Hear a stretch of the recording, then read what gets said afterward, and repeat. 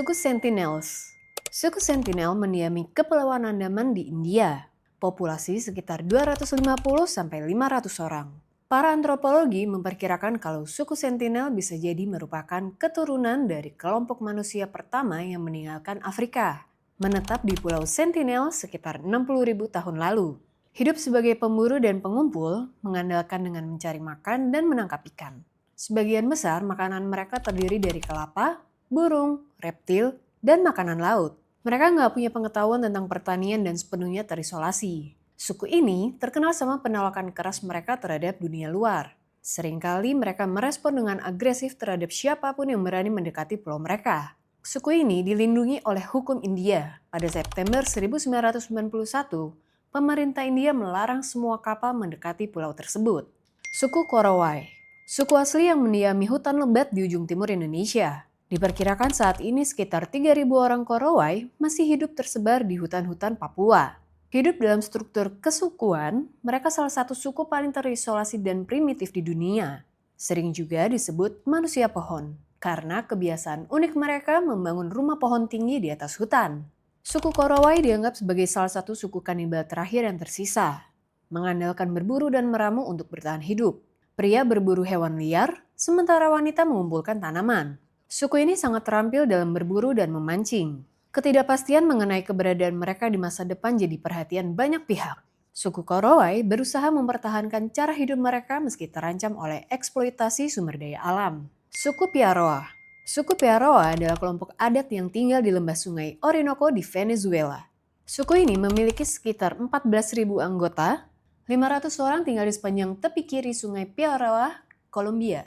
Dikenal dengan tradisi militer yang kuat dan dukungan terhadap otonomi individu. Meski terkadang digambarin sebagai masyarakat yang damai, para antropolog melaporkan kalau interaksi mereka dengan suku-suku terdekat seringkali nggak bersahabat, ditandai dengan peperangan fisik dan magis. Konflik sengit pernah terjadi antara suku Piaroa dan Wainapi. Keduanya merebutkan kendali atas lubang-lubang tanah liat di lembah Guanay. Suku Waodani.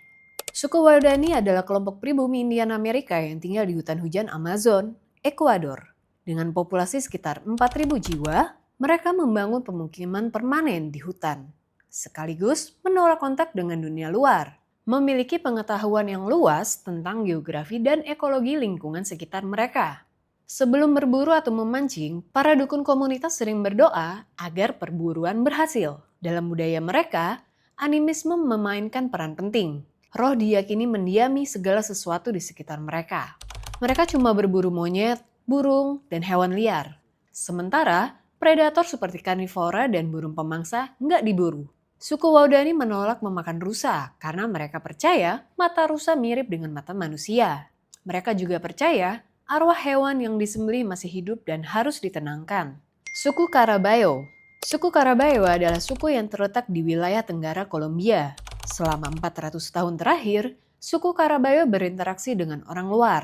Tapi serangan dari pedagang budak dan pengeksploitasi karet menyebabkan mereka menarik diri dari kelompok eksternal dan memperdalam isolasi mereka. Orang-orang Amazon ini tinggal di pemukiman kecil rumah panjang dan sebagian besar terputus dari dunia luar. Pada Desember 2011, Presiden Juan Manuel Santos menandatangani Undang-Undang 4633 yang memberikan hak kepada Caraballo dan kelompok-kelompok terpencil lainnya untuk tetap tenang, mastiin perlindungan wilayah adat mereka, dan nawarin kompensasi kalau mereka menghadapi kekerasan dari pihak luar. Suku Toromona. Suku Toromona adalah kelompok pribumi dari Bolivia. Catatan sejarah nunjukin mereka terkenal kejam dan suka kekerasan. Mereka diketahui nggak memiliki kontak dengan kelompok luar manapun. Penelitian mendalam tentang suku Toromona oleh ahli biologi Norwegia menarik perhatian. Ia menghilang secara misterius pada tahun 1997 saat menjelajahi kawasan Taman Nasional Madidi. Suku Toromona terkadang terlihat di wilayah tersebut. Selain itu, antropolog Michael Brohan dikasih tahu oleh masyarakat Tarona kalau mereka pernah melakukan kontak dengan kelompok yang mengisolasi diri di sepanjang tepi timur Sungai Manurini yang berbicara bahasa mirip dengan Toromona. Lokasi pasti suku tersebut masih belum bisa diketahui. Dan otoritas Bolivia menegaskan penghormatan penuh terhadap keterasingan suku Toromona. Suku Mashopiro. Suku Mashopiro adalah kelompok pribumi Amerika Selatan. Populasi mereka berkisar antara 100 hingga 250 individu. Perang dan urbanisasi ngurangin jumlah mereka secara signifikan. Mereka terkenal pejuang ganas di Amazon, yang rela nembakin panah ke wisatawan atau penjajah ilegal untuk lindungin tanah leluhur mereka. Mereka menghindari kontak dengan orang luar, menolak penaklukan dan gigih mempertahankan cara hidup mereka. Peneliti Glenn Shepard mencatat, sejarah kontak suku Mashio-Piro ditandai oleh ketakutan akan kekerasan dan eksploitasi.